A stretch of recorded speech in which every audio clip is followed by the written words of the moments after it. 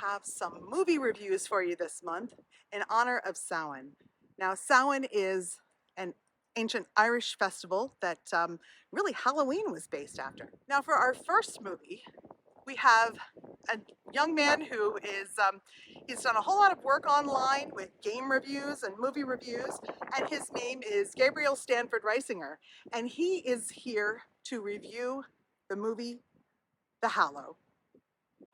Oh, hey, my name's Gabe, and I'm here on my patio in Anchorage looking at The Hallow, a 2015 Irish horror movie written and directed by Corin Hardy. Filmed entirely in Western Ireland, this movie is intrinsically tied to the country, and you might not even know about it. So, The Hollow is a slow drip. You aren't thrown in there expecting to be scared right off the bat. You get to know the main characters, Adam and Claire, alongside their infant child Finn. You get to see a little bit of their new life as they move from London to a densely forested remote village in Ireland as part of Adam's conservationist job. You get to understand the dynamic the two have and the love that they have for their child. Of course, it isn't too long before we meet Colm, the eerie local who isn't too keen on Adam's intrusive profession.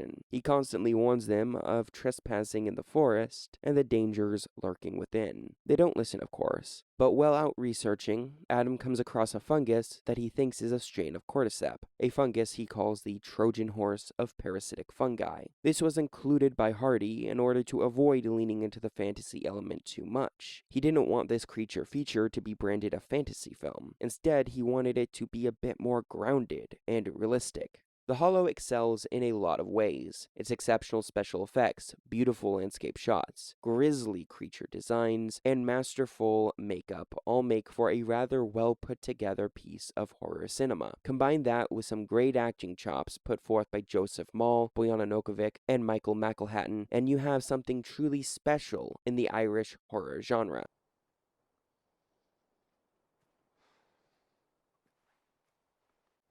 He's trespassing. It's his job, Mr. Donnelly. It's dangerous for him. And the little one.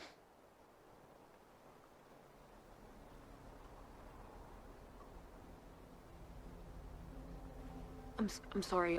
I'll make sure my husband stops by your farm first thing tomorrow. Tonight. He comes to see me tonight.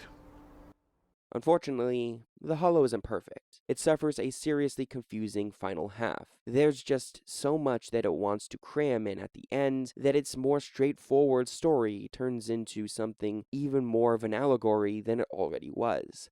But I believe the real message that Hardy was going for is not to mess with nature, because nature's scary and it can really mess you up.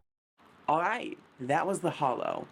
I can say that that is certainly a movie worth taking a look at, especially if you're interested in Irish horror. Even if it is a bit confusing there at the end, but hey, what horror movie isn't at least a little bit confusing? For our next movie review, it comes from me, Natalie Harrison, president of the Irish Club. And it's a little bit different than the movie that Gabe just reviewed. This one is an Irish horror comedy filmed not too far from where I am right now. I'm just outside of Dublin in an area called Swords. I'm at Swords Castle. So take a look at the review, see what you think, and enjoy. Let the Wrong One In gets its name from the poignant, heartbreaking, and beautifully filmed 2008 Swedish human vampire romance called Let the Right One In. This movie, however, is nothing like its namesake. It's goofy, it's gory, and it's just about as Irish as you can get. Now, Let the Wrong One In is a 2021 horror comedy from Conor McMahon of Workshed Films. Now, this is the same Conor McMahon who wrote and directed other films you've never heard of, like Dead Meat, Stitches, and Zombie Bashers. Let the Wrong One In is set in Dublin, and it centers on the relationship between teenager Matt and his lanky waster older brother Declan, or he calls Deco, and who has just become a vampire. Now, the first half of the film is about Matt's comedic but very bloody struggle with whether or not he'll have to put a stake through his brother Deco's heart. Along the way, Matt gets Karate Kid-style training from this English train spotting and vampire hunting taxi driver played by Anthony Head. I want you to teach me how to kill vampires. Good. Come on out, Why? so I can stake you. Now, things get complicated for Matt and his brother Deco when others enter the fray, like their bunny-owning tough guy next-door neighbor, or Deco's forthright, Twilight-loving girlfriend, or their chain-smoking, heart-of-gold mother who gets kidnapped by the English vampire hunter's fiancé, who herself is the queen bee of the Dublin vampires. It's all very complicated. But don't worry, this is a happy ending horror film. If you want real Irish horror film, not Hollywood leprechauns and banshees, but real Irish, Let the Wrong One In may be just what you need. It's got hen parties, rashers, and a steady stream of Irish inside jokes. Oh man, you smell good. Matt, training. You can't come in. I won't invite you in. Oh, now come on. Don't think you can say a shared accommodation, what? Well, there are landlords who might disagree with you. If you're not from Dublin, or if you don't have a dub in your everyday life, you might need to turn on the subtitles to follow all the dim-witted but very fast-paced dialogue. But even if you don't, the plot is not a hard one to follow. There is a fair bit of cursing in this film, which is very normal for Dublin speak, but to some ears may sound a little odd. I also want to give a heads up, this is not a film for the kiddies. Okay for teenagers, but little kids, no way. Now, it might not be award-winning cinema like Let the Right One In, but Let the Wrong One In is a lot of fun to watch. So if you're a fan of Dublin movies like The Commitments and comedy horrors like Shaun of the Dead, this might be the perfect Halloween movie for you. Deco, put two and two together. Happy Halloween! For our final review, we have Philip Price here. Philip is going to be reviewing a very famous movie, kind of Irish. And that movie is, what is it, Philip? Darby O'Gill and the Little People. Enjoy Philip's review. It's done in an interview format, and that's it. Thanks. We always had a tradition of watching for Halloween Darby O'Gill and the Little People, the Walt Disney movie. Well, Walt Disney always said he was half Irish. Now, he said he was also very, very all full.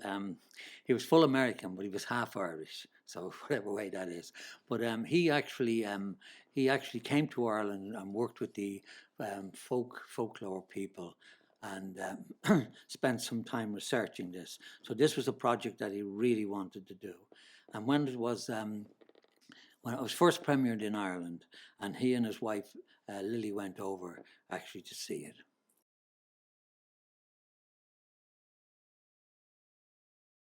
The movie was filmed in California, in the backlot in Hollywood and the San Fernando Valley. It was not filmed in Ireland.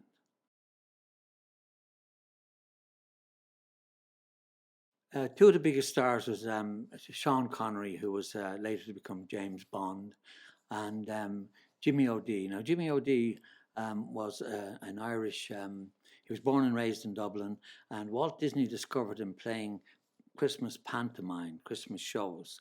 Every year they had these pantomimes for Christmas, and they would be about Aladdin and his lamp and Jack and the Beanstalk. And yes, we went many a times, and Jimmy O'Dea that's why it was so amazing when he was actually in the movie Darby O'Gill and the Little People. The movie was okay.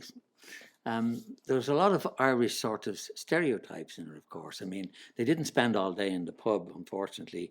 They used to work sometimes 6 to 6 in the evening, you know.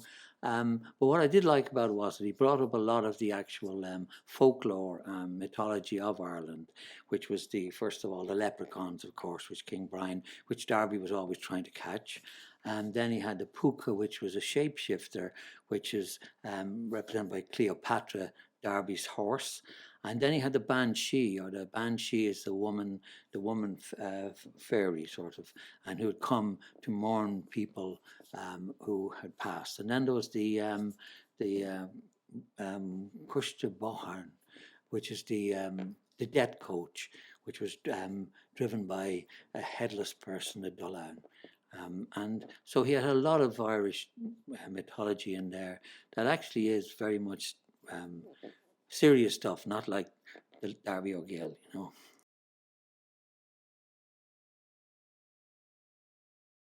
Of course I would. As a matter of fact, for many, many years we actually watched it. It came out on the local Irish television and that sort of thing, and it was a very sort of, because of the banshee and all these people and that, which was the old